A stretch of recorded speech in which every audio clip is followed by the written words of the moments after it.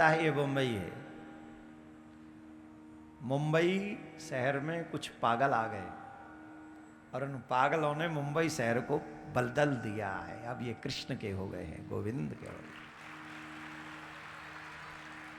तो ये कहना कि कृष्ण तब नहीं थे, ये गलत है। मैं तो तब भी था, कन्हैया ने कहा, मैं तो तब हुआ। अरे तो बोले महाराज तब होंगे तो हमें दिखे ना आए। बोले जब ही मार तो आया हूं कि अभी तक दिखो ना हूं तुम्हें। अब देखो कन्हैया वस्त्र दे दो। बोले ले लो। बोले ऐसे कैसे ले लो, आप दे दो। बोले नहीं, आओ निकल के आओ ले लो। भगवान के सामने गोपियां आई और गोपियों को कन्हैया ने वो वस्त्र दिए। पहली बात तो इसमें काम दृष्टि देखना मत। काम दृष्टि क्यों मत देखना, ध्यान से सुनना। इस समय कन्हैया की आयु मात्र 5.5-6 साल की है।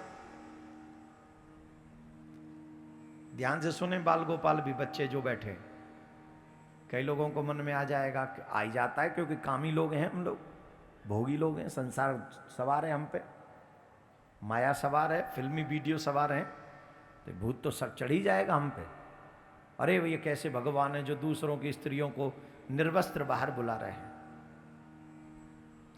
दो भाव समझने की आवश्यकता है। पहला भाव, भगवान की उस समय जो लीला आयु है वो 6 वर्ष की है।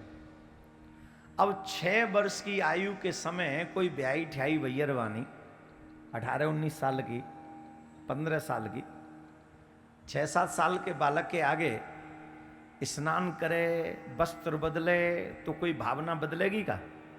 जवाब दें माताएं, जवाब दें। बालक की दृष्टि आवेगी ना, अरे बालक है, शिशु है, अपनो हो चाहे काऊ को, बालक है। हम तो भैया गांवन में रहने वाले आदमी है।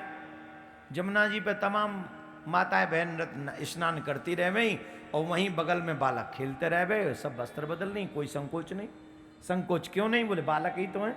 कोई बूढ़ो आ जावे हो तो माता बहन एक साड़ी जो लंबी कर दें, है ना, साड़ी जो एक ने पकड़ ली, एक ने, फिर वहां वस्त्र बदल लिए। क्यों? अरे भावना ही बिगड़ी हुई नहीं है, दूषित भावना नहीं है इसलिए। और दूसरा भाव ये समझें कि भगवान के तो हम सब बच्चे हैं। अगर कृष्णम वंदे जगत गुरुम, वो विश्व गुरु है, कृष्ण है, परम पिता पालक है, तो हमको कृपा करके बताइए माय डियर, उस परमात्मा की नजर उतनी ही है जितनी आप गर्भ में थे ना नंगे, इतने से। वो जैसे अबोध पड़े रहते थे ना नंगे, मक्खियां भी उड़ाने का सामर्थ्य नहीं था हम में। हमें देखकर कोई ये नहीं कहता था लड़की है कि लड़का है, कोई भेद नहीं आता था, कोई काम नहीं, कोई वासना नहीं। वैसे ही तो हम भगवान के आगे, हम चाहे कितने भी बूढ़े हो जाएं, पर भगवान के आगे तो इतने से ही बच्चे हैं। तो भगवान हमें काम दृष्टि थोड़ी रखेगा। ये भाव जिस दिन उत्पन्न होगा उस दिन कन्हैया से तुम्हें सच्चा प्रेम प्राप्त होगा। उस दिन समझोगे कृष्णात् परम किमपि तत्व महम न जाने। इसीलिए हम कहते हैं कन्हैया के उस परम रहस्य को समझने के लिए ज्ञान का मार्ग मत अपनाओ, इन रसिकों का मार्ग अपनाओ। इन रसिकों का संग करोगे, ब्रज के रसिकों का संग करोगे, तो एक दिन तुम भी रसिक होकर कन्हैया की गोपी बन जाओगे।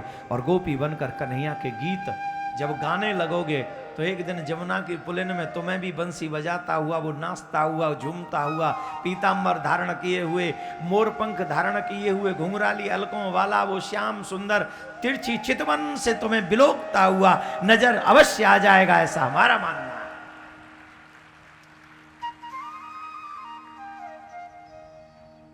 ताहे अहिर की छोवरिया छचियावर छाछ पे नाच नचा।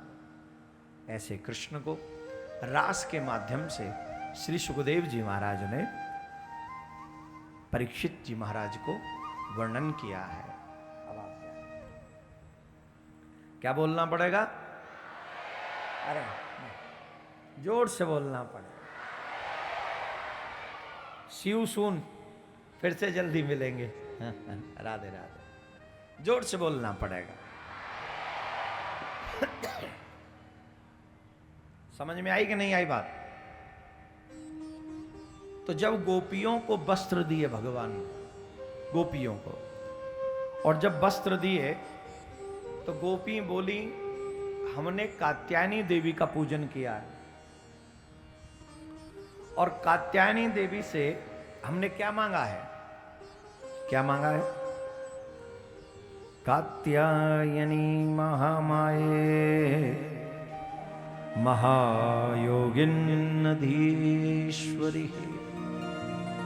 नंद गोप सुतम देवीं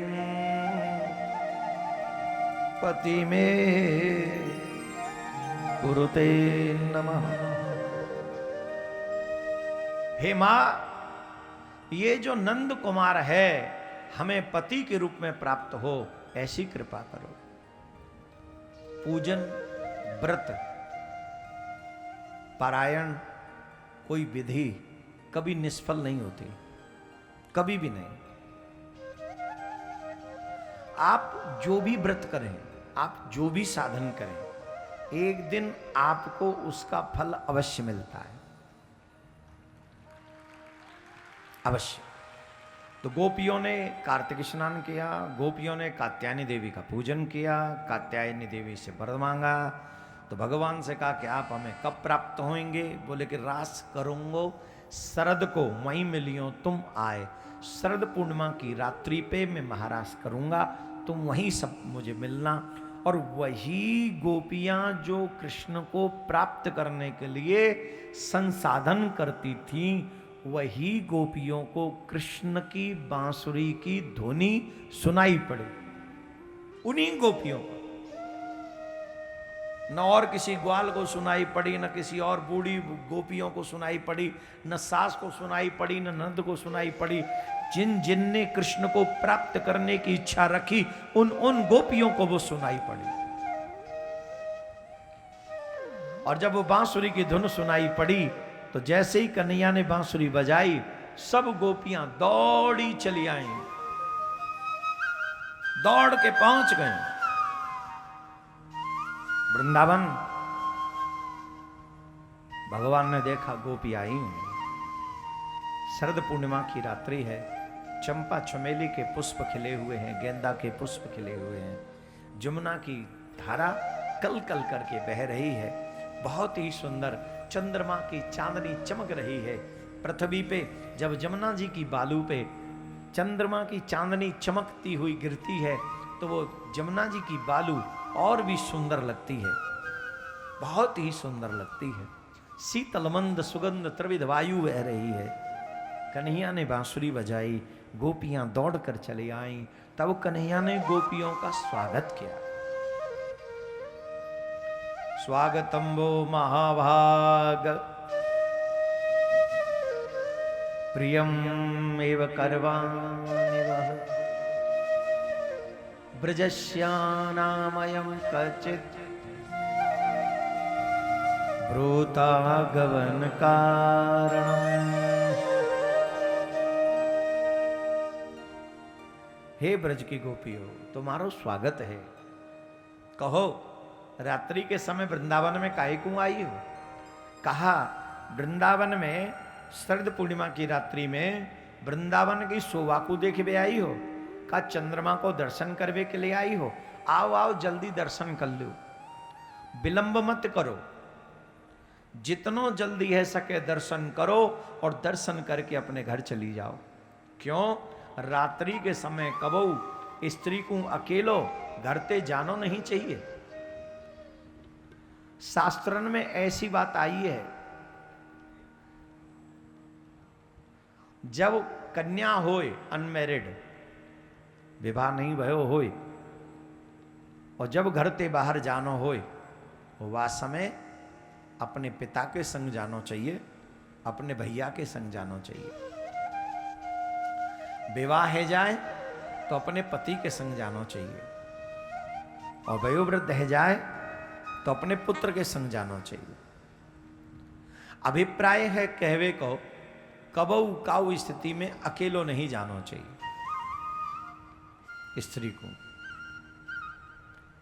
हमारे कन्हैया उपदेश दे रहे हैं, अरे गोपियों, जाओ अपने अपने घर के लिए चली जाओ, जल्दी ते जल्दी या चंद्रमा की शोभा ने रख लो, और जल्दी अपने घर चली जाओ।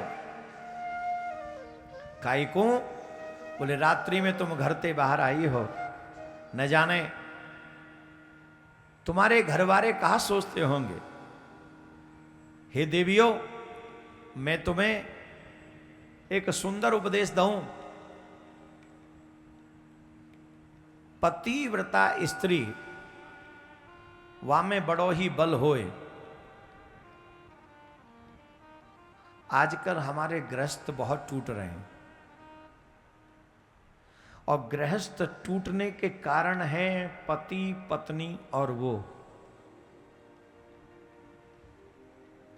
सभी सनातनी गृहस्थी बड़े ध्यान से इस कथा को सुने।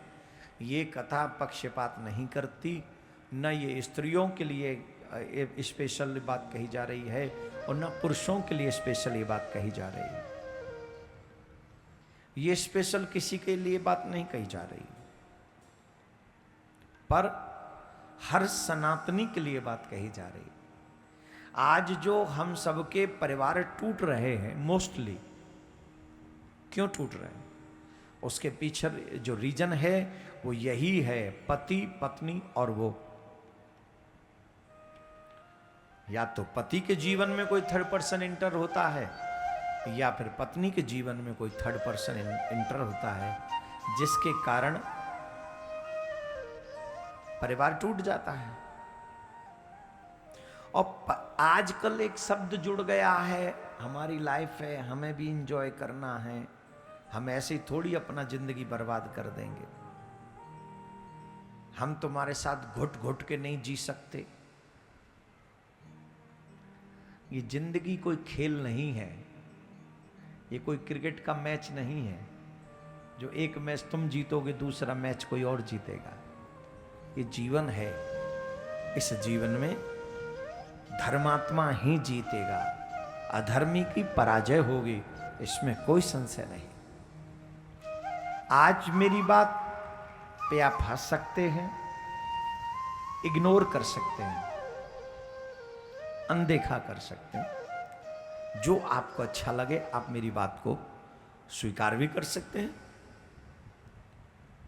आज मेरी बात को अगर आप समझेंगे तो आपको धर्मात्मा कहा जाएगा। संसार में मनुष्य जीवन धर्म परायण हो, इसी के लिए मनुष्य जीवन मिला है। धर्म मनुष्य के लिए है। मेरे मन में ये आएगा मैं ये करूंगा, मेरे मन में वो आएगा वो करूंगा, इसके लिए मानव जीवन नहीं है। हमारे यहां पतिव्रता स्त्री में कितना बल होता है, देवता भी भयभीत होते हैं। इतनी पावर है पतिव्रता स्त्रियों में। और एक पत्नी व्रत रखने वाले भगवान श्री राम आज तक पूजे जा रहे हैं, आज तक पूजे जा रहे हैं, अभी तक पूजे जा रहे हैं। एक पत्नी परायण भगवान श्री राम। याद कीजिए, एक पत्नी परायण धर्म परायण मनुष्य में कितनी पावर होती है। इस बात को अगर आप नोट करें तो रामायण का एक प्रसंग आता है। रामायण में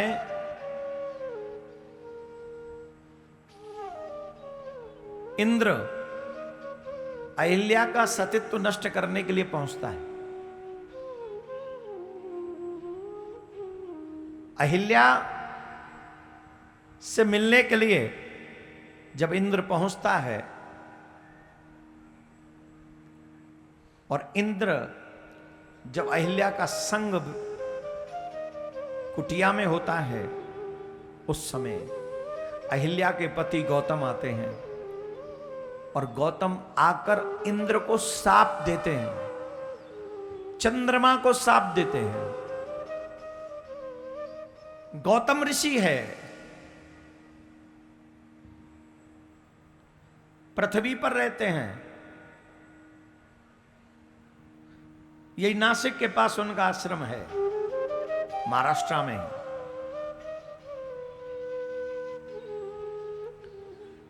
गौतम ऋषि साप देते हैं इंद्र को, तुम्हारे अंग में सहस्त्रों भग हो जाए। इंद्र कौन है? देवताओं का राजा। गौतम कौन है? बोले ऋषि। लेकिन धर्मपरायण ऋषि हैं, इसलिए देवता को भी, इंद्र को भी शाप दे दिया। धर्मपरायण है ना, इसलिए।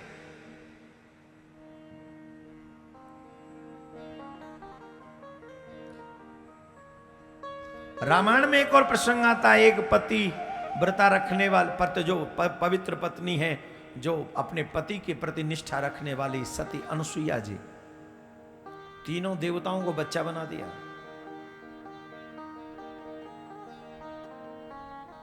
अपने बच्चों को डॉक्टर, इंजीनियर, IAS IPS बनाने वालों, आई एम नॉट अगेंस्ट, ठीक है, लेकिन ईमानदारी से बताओ, हमारे घर बचे हैं क्या? सच बताओ। जिस घर में धर्म नहीं होगा वो घर नहीं बचेगा, वो तबाह होगा। तुम्हारे ही मुंबई का एक घर है, बहुत बड़े पैसे वाले का घर है, नाम नहीं लेंगे, हम क्यों लें किसी का नाम। पहले पत्नी के चक्कर में मां बाप को छोड़ दिया था, अब पत्नी छोड़ के चली गई, ले ले।